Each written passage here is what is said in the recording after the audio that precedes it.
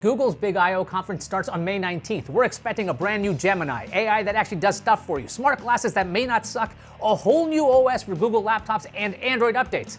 Let's talk about it. Google is going to show off its latest version of Gemini at I/O. You may be thinking, so what? I don't use Gemini. Well, good luck trying to escape it. Gemini is in your search results, it's in your email, it's in your calendar, it's in Android, and it's going to power Apple's next generation Siri. So the next Gemini is coming to you whether you like it or not. Now, right now, Gemini can answer requests with varying degrees of latency. That's a fancy way of saying sometimes it acts quickly and sometimes it don't. Expect the next version of Gemini to be faster all around. Instead of having awkward pauses after you say something, Google wants Gemini to mimic the rate of human conversation. If you're curious why Google would bother with this, it's pretty simple. If Gemini works faster, more people use it. If more people use it, Google gets more data or a subscription fee. It's a win-win for the company. Added to that, Google Gemini is pretty much the default AI assistant on all kinds of Android phones, including those made by Samsung and Motorola. And again, it's about to be Siri's new brain. The better Gemini works, the bigger the user base gets, and the more we're all trapped within Google's world. Also expect strides in the most important, useful version of AI. The term you hear a lot is Agentic AI. That's a terrible name because it undersells the technology. Agentic AI gives your assistant agency to do things for you.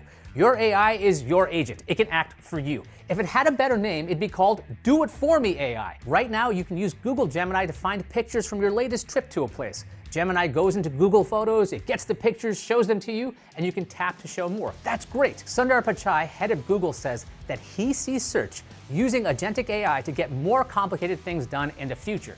For example, instead of going through the absolute joy of planning a vacation, which usually includes finding a flight, finding a place to stay, making sure you're not already booked to do something else, imagine Google doing it all for you because you've authorized it to be your agent. For AI to do all that on your phone, the operating system has to be built for it from the ground up. That's Android 17. Back in February, Samsung talked about how phones work now and how it should be. If you want to get something done, it takes a lot of steps. Go from one app to another, cut and paste what you need, repeat until you're done. Samsung said it wants to bring us this. You tell your phone your intent. The AI agent does its thing and you're done.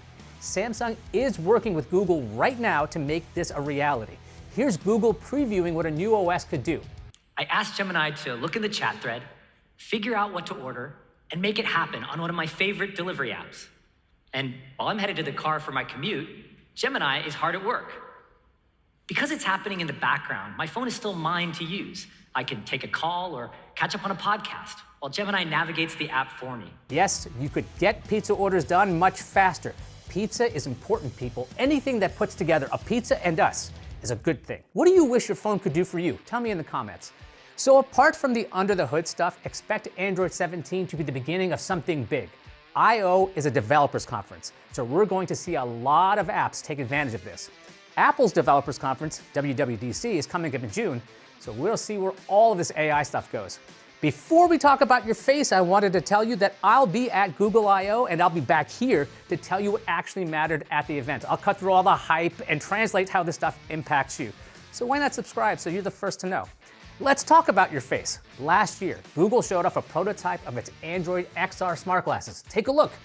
The frames are big and chunky. They've got cameras to see the outside world, and they display information to you on the lens.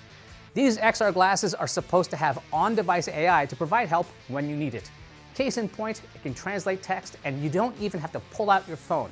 Meta is currently the big player in AR glasses with models from Ray-Ban and Oakley, which is great if you love Meta. What's that? No one loves Meta? Not even that Zuckerberg guy? Well, there's no doubting that Meta exists, so there's that. Anyway, we expect to see a more fully formed version of Android XR. But we should let Google know something. Google, this is your last chance. You tried Google Glass. Brilliant idea, way too early. That also yielded the term glass hole. Then there was Google Daydream, a method of using your phone for VR. With your history of killing products and services, you kind of have to nail this one on the head.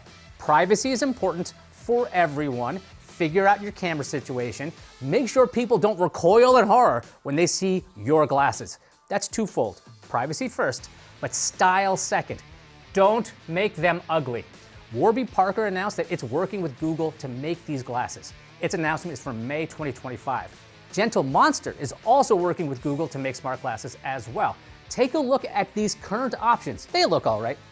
Will they survive a transition from dumb glasses that only correct your vision so you can see clearly thanks to refocusing light onto your retina, into smart glasses that still let you see clearly, but with smart stuff in your line of sight or maybe even your ear with voice-based AI? Style is important. You're modifying people's faces here, Google and other glasses makers. And do not think that the technology is so cool people will wear it regardless. No, they won't. We should also see Aluminium OS, which is going to have long-lasting effects.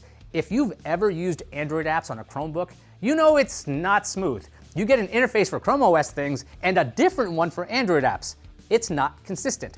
Well, Google announced it's combining Android and ChromeOS. Long story short, Aluminium OS would really be an Android-based desktop environment. And what does that mean?